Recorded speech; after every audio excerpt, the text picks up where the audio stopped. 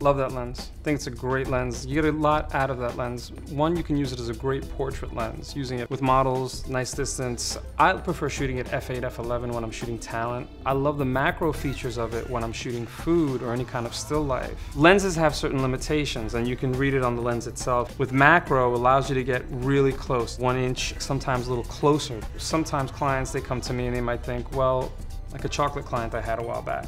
Specifically, they wanted to relaunch, rebrand their imagery, and they had some stuff they had shot for, their small point and shoot, but they weren't happy with it. And what they wanted, what they had seen from my previous portfolio, shooting macro food, was they wanted to look tasty. You can feel it, you can grab it, that nice textural feeling that you can get with macro. So what I love about the 100, the 2.8 feature on that, is you can get really close to food and you can make certain elements of it your hero. For example, let's say I had this challenge a month ago. You're shooting a salad, green salad, leafy salad. How do you make it look interesting?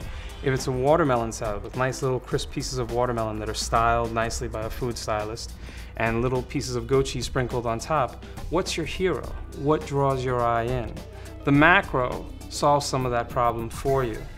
You allow the lens to do the work, to come in and focus on just one element, that one tasty element. Is it just a little bit of water sprinkling through the watermelon, or is it like a nice little crisp leaf just coming off the salad itself? Or maybe it's the texture off the goat cheese, just something that you can taste it. You can just, by looking at it, you just want to go, makes you hungry, makes it appetizing. I was gonna say, you're making me hungry. It's hard to concentrate. Sorry about that. But that's what I love about shooting with that lens, is that you have that option of getting really close, getting something textural, letting something be the hero, and letting everything else kind of fall away a little bit.